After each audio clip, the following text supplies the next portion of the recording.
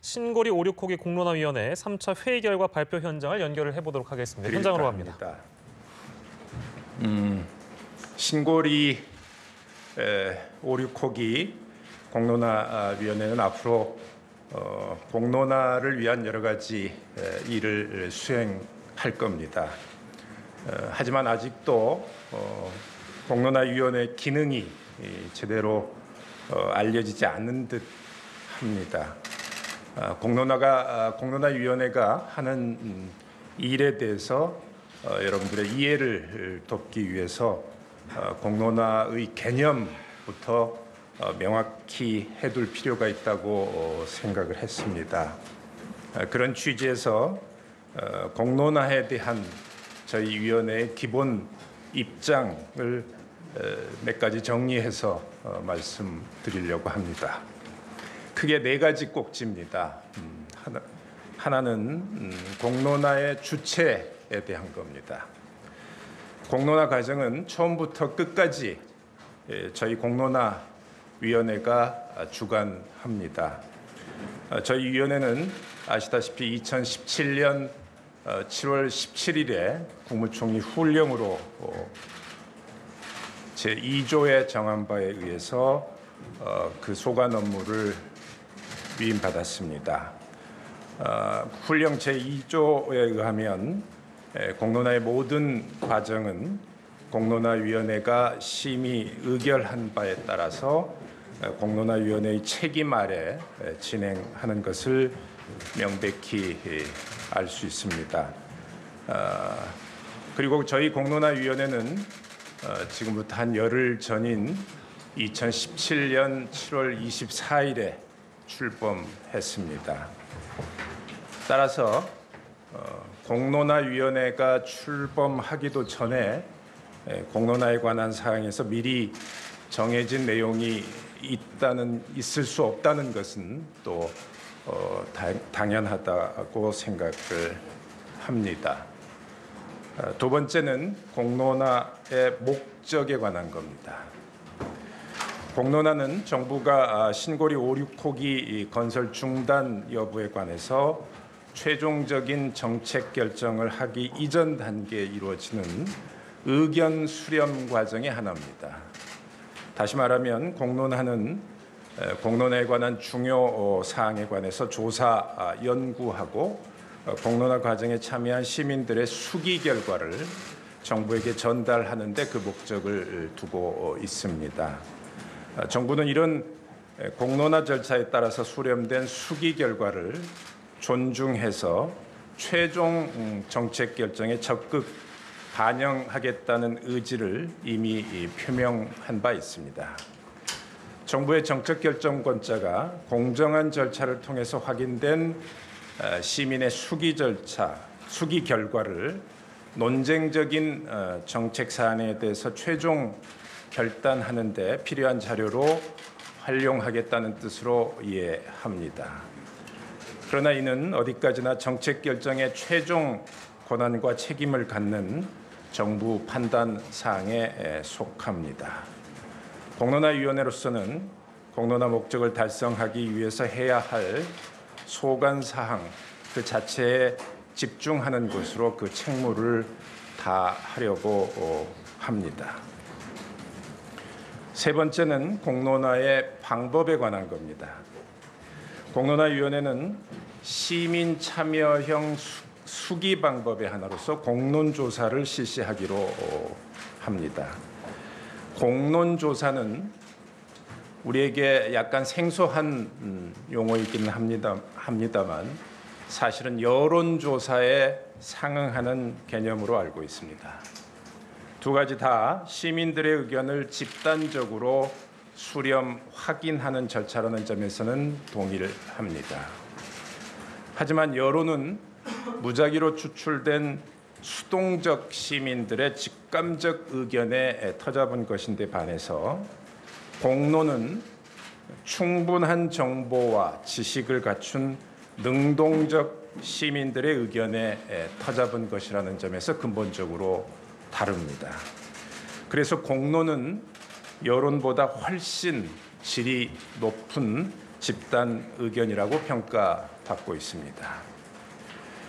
시민 참여형 수기 방법으로 지금까지 다양한 유형이 제한됐고 실제 시행된 여러 사례들이 있습니다. 공론조사 외에도 시민 배심원제 역시 그런 수기 방법 중에 하나입니다. 하지만 학술적, 실무적인 의미에서 양자는 전혀 다른 유형에 속한다는 것이 관련 학계의 정설입니다. 시민 배심원제는 해당 정책 의제에 관한 의견을 대표하는 시민이 참여하지 않습니다. 성별이나 연령, 직업 등을 고려해서 20 내지 40명가량 모집된 비교적 소수의 시민 배심원들이 참여합니다. 이분들이 다루게 되는 사안은 대체로 사전에 잘 정리된 국지적인 정책 사안입니다. 시민 배심원들은 여러 날에 걸쳐서 해당 정책 사항에 대해서 집중적으로 심의하고 그런 다음에 최종적으로 판정한 의견을 내놓습니다. 공론조사는 1차로 통상적인 여론조사 방법에 따라서 전체 국민을 모집단으로 해서 모집단을 대표하는 의견의 분포를 확인합니다. 그런 다음에 서로 다른 의견을 대표하는 100명 내지 500명가량의 시민을 참여시킵니다. 그리고 역시 여러 날에 걸쳐서 그 시민 참여자들에게 의제에 관해서 심도 있는 학습과 토론을 하게 합니다. 그런 연후에 해당 정책 사안에 대해서 최종적으로 형성된 의견을 조사하는 절차입니다.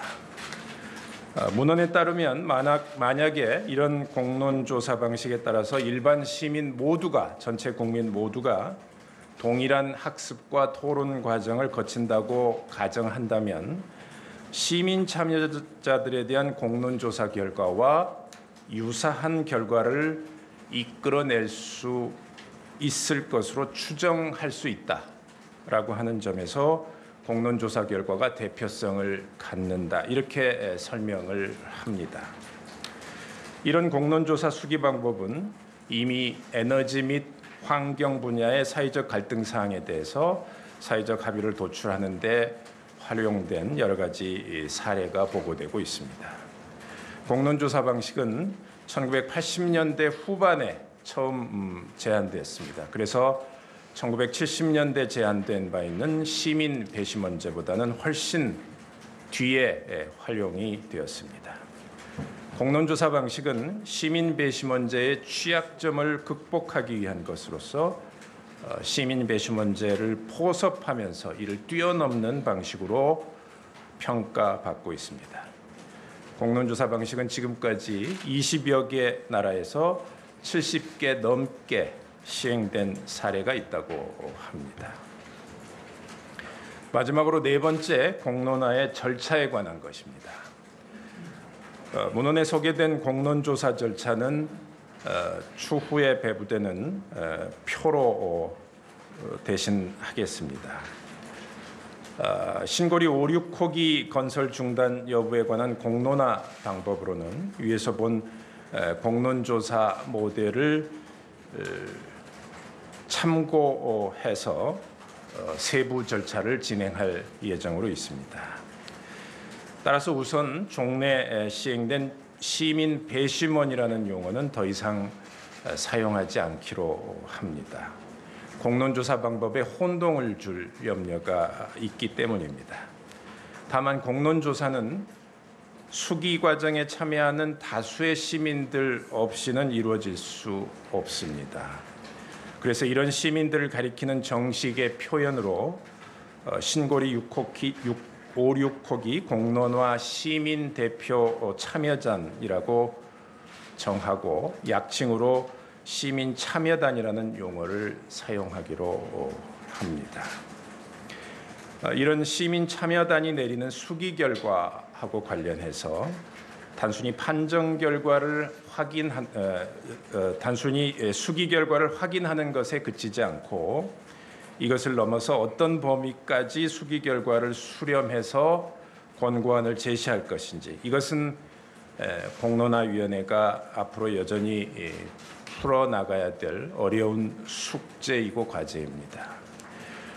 다만 분명한 것은 서로 극단적으로 대립하는 의견의 격차를 줄여 나갈 수 있는 방향에서 우리 사회의 유용한 길이 무엇인지를 신고리 오륙호기 공론화위원회 3차 회의 결과를 공론화위원장의 브리핑을 통해서 좀 들어봤습니다.